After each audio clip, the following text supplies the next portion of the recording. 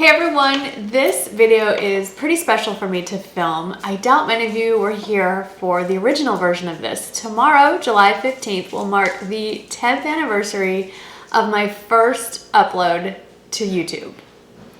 If you had told me 10 years ago that I'd still be here, insane. That first video wasn't even intended to be the start of my channel. Back in the day, you had the option of not just commenting, but providing a video response to videos that you watched. And my first upload was a video response to Essie Castaneda's birthday video that she did. It was a Kim Kardashian makeup inspired tutorial. And I will link my original video and her video in the description box below, something that we used to call something else. I can't even remember what we used to call that. My first upload is so cringy. One, because the video quality was the best it could be back then, which wasn't much, but my makeup was so bad. So I thought I would take this opportunity to try to recreate as best as I can what I did back then and maybe do some slight improvements or adjustments to just one, for the fact that my face is 10 years older, and two, there are some better products available, and we'll just chit chat while I go. So I have sunscreen on and my hair is pulled up just like it was, with almost probably the same clip, similar outfit as close as I could get to it. And here we go. So back then I didn't really deal with under eye brightening. I was 10 years younger. I do certainly add and use a lot more products than I did back then. I don't know if it's because I need them all or because I just genuinely enjoy applying makeup and all of it is fun. It's probably a combination of the two.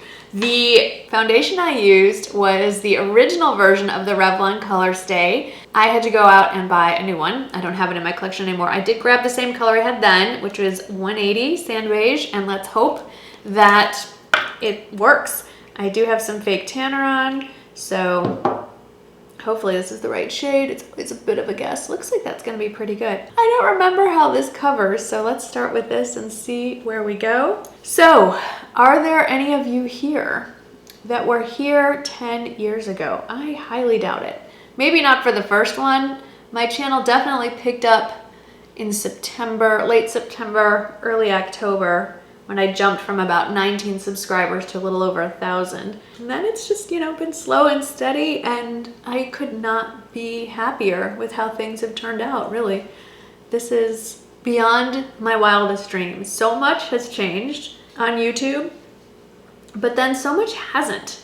And I do get asked a lot, like, do you miss the old YouTube? And you know, there are some things I miss. I will say that the one thing that has remained, well, there are a few things that have remained the same. One is that despite the occasional not so nice comment, which seems to have eased up lately, thank God, people are generally decent, kind people.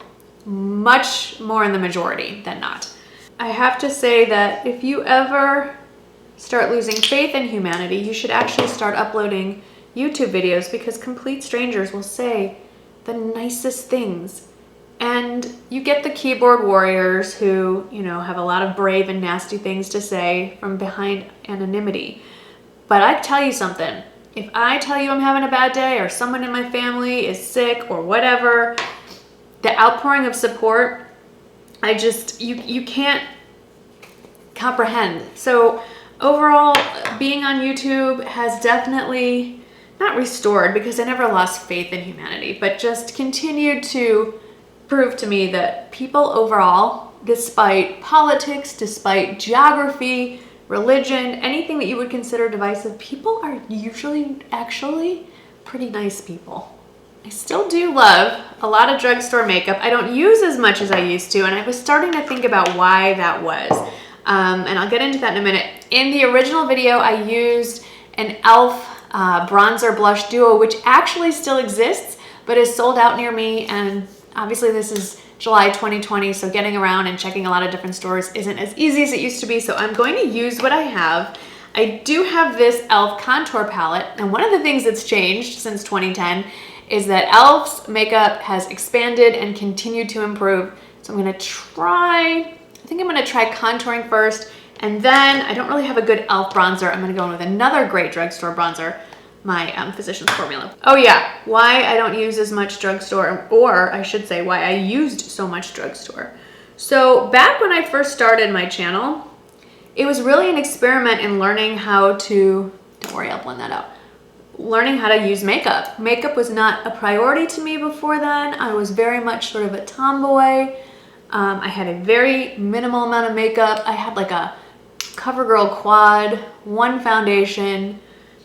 There just wasn't a lot to it. So I just didn't see the point in investing money in products that I wasn't sure I was gonna use or like or what have you. So that was why at the time, most of my makeup choices were drugstore.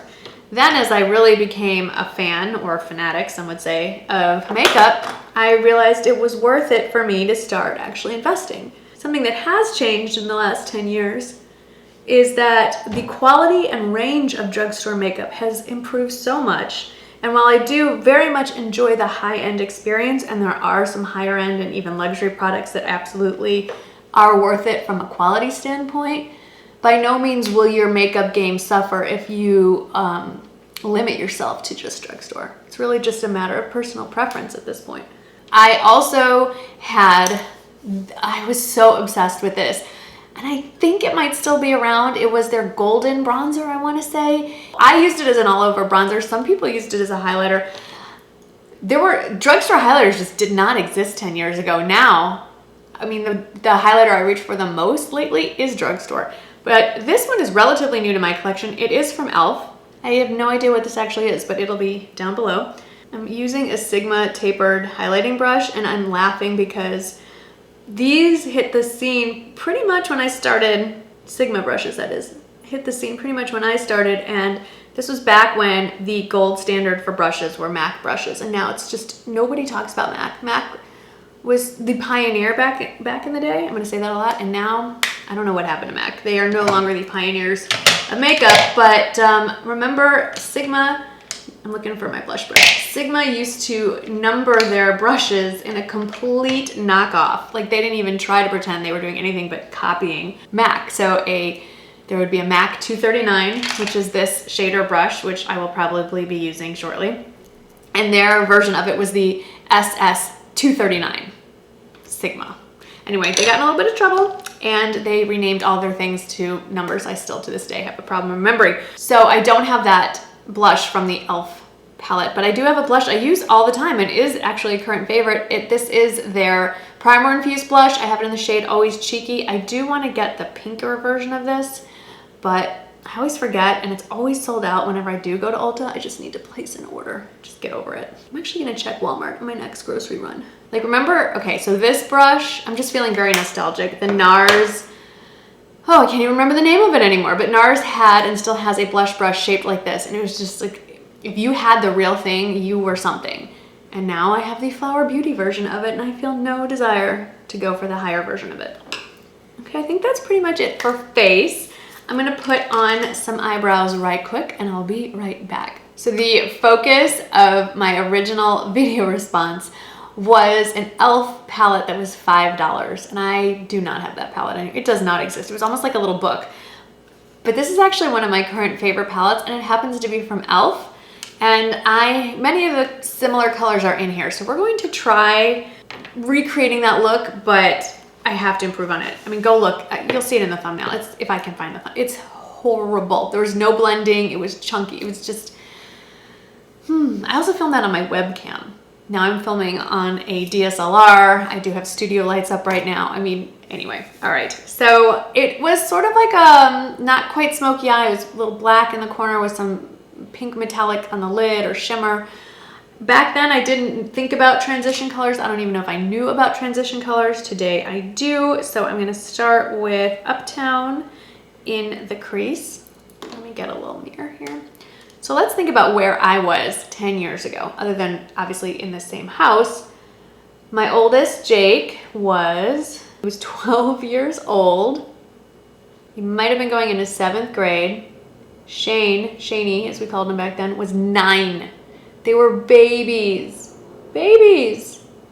I think they were in 6th grade and 3rd grade when I started, or right around there. 7th grade and 4th grade. Just craziness. I mean, I can't believe it. I have one, Shane is now going into his sophomore year of college. Jake's about to start law school. This very much started out as a hobby. I didn't put anything under my eye last time. By last time, I mean 10 years ago. But I'm putting that same color on a pencil brush, pencil smudger, underneath my eyes.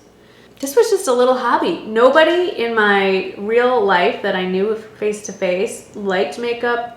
You know, it was just something you put on like clothes in the morning. It wasn't something that was discussed. And I had discovered makeup about a year before and was getting into it, and I just saw it as an outlet, as a way for me to connect with like-minded people that had an interest in beauty.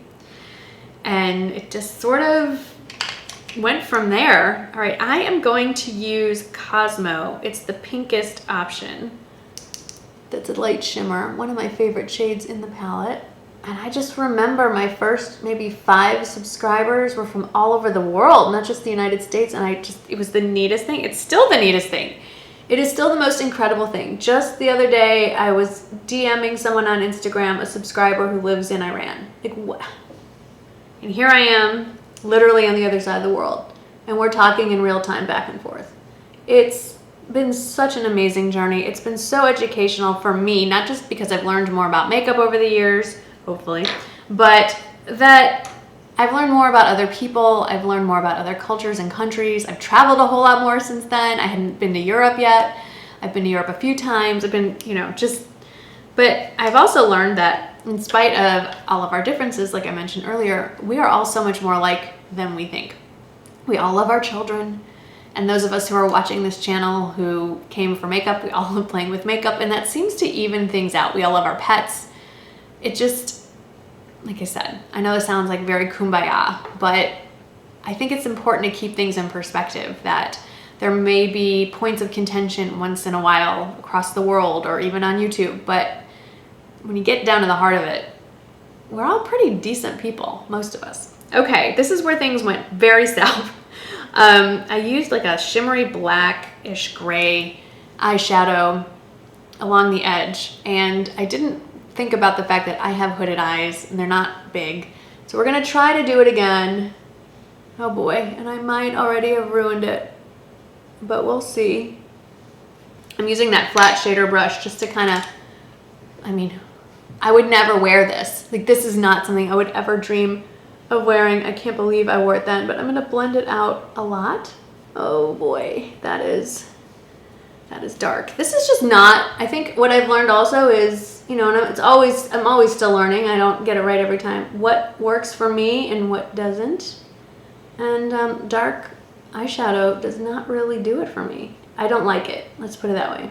If I had a deeper skin tone, I think this would look great. But I was not blessed with a lot of pigment, so I have to start realizing just because it might look good on somebody else does not mean it's going to work for me. But I'm going to keep going, because that is something I have learned over the years from this, is that you just keep on going. We're going to carry that underneath. No matter what's going on in life, in the world, you just keep your head up and you keep on going, and it does get better. What's not getting better is this eyeshadow look. So let's play a little bit. I'm gonna go back into with a fluffy brush with Darling, which is a richer, I'd say medium tone brown, and I'm gonna go over this whole thing that I smeared on here, and I'm gonna take down that black. Man, I can't even remember what brushes I used 10 years ago. I mean, Sigma was the ideal, but what did I have? I think I had a bunch of Walmart brushes, one of which I still have and love. And where is it? They don't make it anymore. It's a double-ended brush. The fluffy side is what I prefer, and it is just the best blending brush. So I'm actually going to take it and dip it in the skin tone, my skin tone, ivory shade, and kind of blend out along the sides. It's like a makeup eraser. Okay, this isn't horrible. It might be horrible. This was supposed to be a going out look, to be fair. This is not like to go run to the grocery store. All right, let's hope for some miracle to happen when I put on mascara. So when I first did this video, I did black mascara in my waterline, and then I did line with a gel liner just like Sonia did. And I have a fairly new Maybelline gel eyeliner that I actually bought when I did the video where I basically switched places with Lisa D1, and she did my look and I did hers. Now that's something that hasn't changed. Lisa's been around, I think, longer than me, for sure, longer than me. And the only thing that's changed is we're now friends in real life, and she was a stranger when we got started. So I'm just using an angled brush. It's a Zoeva. And I am not even going to attempt a winged liner because I know that that just doesn't work for me. So I'm not going to push it. I am going to make it maybe a little thicker on the outside, but not really. That definitely helps. Let's get the other eye really quickly. Okay, I'm not going to curl my lashes right now because I just put gel liner on that and it's going to get to be a disaster. In the original video, I used L'Oreal Carbon Black Mascara. I went to CVS today. I couldn't find it anywhere. There's tons of L'Oreal Voluminous, which is what it was, but I didn't see Carbon Black anywhere in the displays. Like, not that it was sold out, they just didn't have it there. I just opened this up and it is such an improvement, I think, to the original L'Oreal mascaras. It's the Voluminous Lash Paradise, so let's put that on. Some things do not change. L'Oreal still makes amazing, okay, I can't see. They make amazing mascara. And I just realized I forgot a step.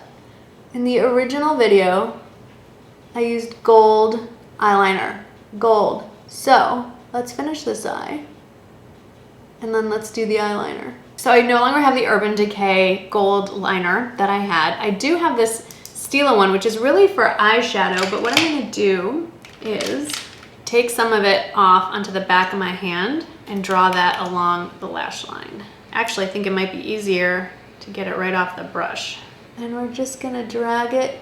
It's kind of, ooh, this is pretty. The idea is you just see a glimmer of something, a shimmer of light right at the lash line, just when I close my eyes. I think this is actually really pretty and very subtle, and I might start doing this again when I have somewhere to go that warrants it. I think this might be a little much to running to Walmart to pick up the groceries, but you never know. I'm listening to Rowdy snore in the background, and I realized obviously Rowdy wasn't here, but Mimi was. She was a baby. She was about a year old, maybe 2. And Rookie was still alive, our first dog. And Bosley was still with us, our first Weimaraner, which makes me a little sad. But I'm glad we have Rowdy now, and I cannot imagine life without him. All right, let's get to lips. So in the original video, I lined my lips. I don't think I talked about it, but I know that I lined my lips with Rimmel Natural Lip Liner. Couldn't find that. And honestly, this is probably my all-time favorite lip liner. It's the Charlotte Tilbury Lip Cheat in the shade Pillow Talk. So some things have changed. Back in 2010, I had not yet been introduced to the joys of Botox and Jeuveau, which is another name basically for Botox. So my forehead probably looked very similar. I didn't start on that until 40, 41.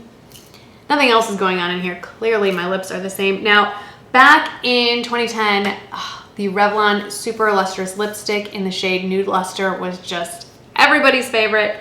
That doesn't exist anymore. I went to CVS and they do have this one called Super Natural, which looks very similar.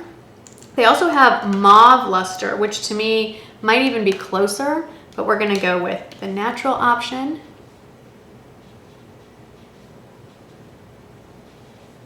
And my reasoning for wearing lip gloss back then and not lipstick makes me a little sad. It was because back then my life was completely consumed with going to the boys' sporting events, particularly YMCA baseball and Little League for San Antonians at McAllister.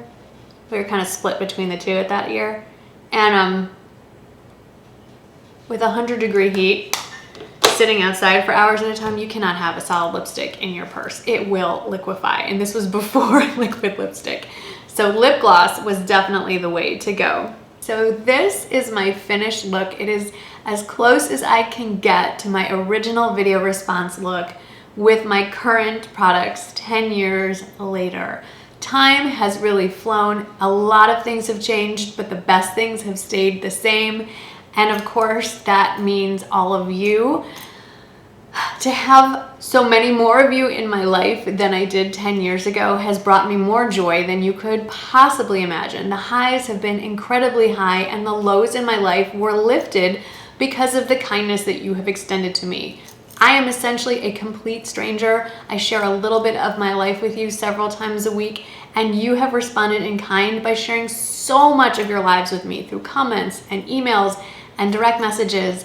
My life and my family's life honestly have changed so much because of what YouTube has afforded me. I learned how to be a businesswoman and basically run my own small business, my own brand. I learned about trademark law when I trademarked, well, Michael helped me, trademark MsGoldgirl. I never dreamed I would be anything after I had kids but a stay-at-home mom, which was my dream. And now, you know, I am a full-time content creator / social media influencer, and it is so rewarding. But all of that is because of you. So thank you, all of my best friends, most of whom I have never met, a few that I've been privileged to meet face to face. Thank you for making my life so much better than I ever dreamed that it could be. Thank you for being here, whether you've been here 10 years, 10 months, 10 days, or 10 minutes into this video. You are so appreciated. I don't know if I can ever convey how much. I hope you stick around for another 10. Let's see where this journey leads us, and I will see you in the next video. Bye-bye.